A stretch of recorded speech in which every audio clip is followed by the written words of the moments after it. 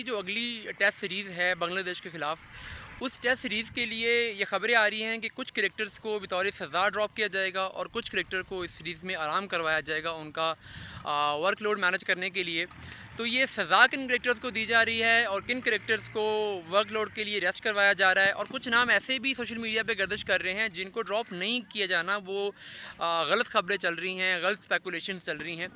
तो ये सारे नाम मैं आपके साथ शेयर करता हूँ, कौन से ड्रॉप हो रहे हैं, किन को आराम दिया जा रहा है और कौन से नाम ड्रॉप नहीं हो रहा है। पहले तो जो हमारे टेस्ट टीम के कप्तान शान मसूद हैं, उनकी भी एक अनसर्टेनिटी ये थी कि अगर बाबर आजम परफॉर्म कर जाता है, अगर बाबर आजम वर्ल्ड कप में अच्छा परफॉर्म करते, तो बाबर आजम के साथ कहीं ना कहीं ये बातचीत मोहसिन नकवी की हुई थी कि हम जब टेस्ट टीम का टाइम आएगा तो उस वक़्त पर शान मसूद की जगह पर बाबर आजम को टेस्ट कप्तानी सौंप देंगे। उतनी देर तक सिर्फ आपको वाइट बॉल के लिए अनाउंस किया गया, लेकिन बाद में जब बाबर आजम से परफॉर्म नहीं हो सका तो फिर अब शान मसूद की जो टेस्ट कैप्टनसी थी उसके ऊपर जितने भी डाउट थे वो ख़त्म हो गए हैं और अब पाकिस्तान के लिए टेस्ट कैप्टन तो शान मसूद ही रहेंगे। वाइट बॉल के लिए डिसीजन लेटर ऑन होगा, लेकिन टेस्ट कैप्टन का डिसीजन हुआ है कि शान मसूद को रिप्लेस नहीं किया जाएगा।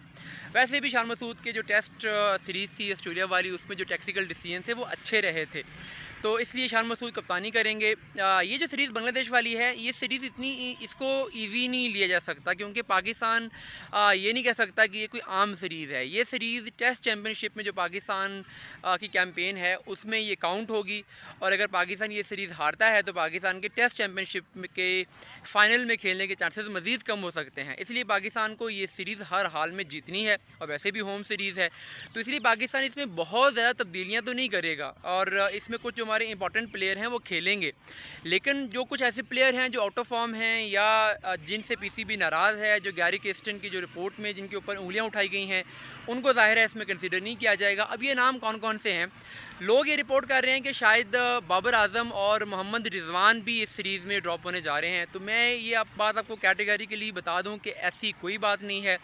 बाबर आजम भी ये सीरीज़ खेलेंगे और मोहम्मद रिजवान भी ये सीरीज़ खेलेंगे। कीपर बैट्समैन रिजवान ही होंगे टेस्ट सीरीज़ में, और बाबर आजम भी खेलेंगे। और बाबर आजम और रिजवान को ड्रॉप करने की कोई रीज़न नहीं है टेस्ट सीरीज़ में, क्योंकि ये वो फॉर्मेट है जिसमें वो बहुत अच्छा खेलते हैं।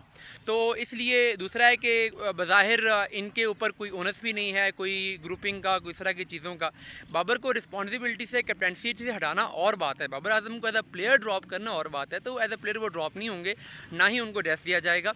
तो बाबर रिजवान तो खेल रहे हैं, तो फिर पाकिस्तान किन को इस सीरीज़ में बाहर बिठाने जा रहा है या पाकिस्तान इस सीरीज़ में रेस्ट करवाने जा रहा है। तो फास्ट बॉलर शाहीन शाह अफरीदी जो हैं वो इस सीरीज़ में नहीं होंगे, उनको इस सीरीज़ में बाहर बिठाया जाएगा। अब आप ये कह लें कि ये उनका वर्कलोड मैनेज हो रहा है, या यूँ कह लें कि ये उनको ग्रुपिंग की सज़ा दी जा रही है।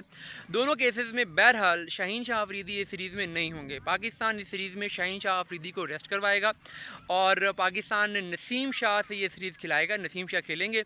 अगर ये वर्कलोड मैनेजमेंट की बात होती तो शायद नसीम शाह की इंजरी के चांसेस ज़्यादा हैं, उनको रेस्ट दिया जाता, लेकिन ऐसा नहीं है, वो ये सीरीज़ खेलेंगे। तो इससे क्लियरली नज़र ये आता है कि ये रेस्ट नहीं है, बल्कि ये जो हमारे शाहीन शाह अफरीदी हैं ये उनको उनकी ग्रुपिंग करने की सज़ा के तौर पे ड्रॉप किया जा रहा है। और अगर ऐसा है, अगर किसी प्लेयर को इस बात पर ड्रॉप किया जाता है कि वो टीम में ग्रुपिंग करता है, साजिशें करता है, और अगर वाकई ये प्रूव होता है, अभी गैरी केस्टन की रिपोर्ट के बहुत सारे पार्ट्स आना बाकी हैं, अगर ये प्रूव हो जाता है तो फिर उनको करना चाहिए, ये एक स्ट्रॉन्ग मैसेज देना चाहिए कि पाकिस्तान क्रिकेट टीम से बढ़कर कोई नहीं है, चाहे वो जितना बड़ा स्टार है, अगर वो पाकिस्तान क्रिकेट टीम को नुकसान पहुँचाएगा तो वो बाहर होगा। तो एक तो ये इसमें है कि शाहीन शाह अफरीदी को रेस्ट दिया जा रहा है। उनके अलावा पाकिस्तान इस सीरीज़ में ये करने जा रहा है कि पाकिस्तान कुछ नए चेहरों को भी इस सीरीज़ में आजमाने जा रहा है।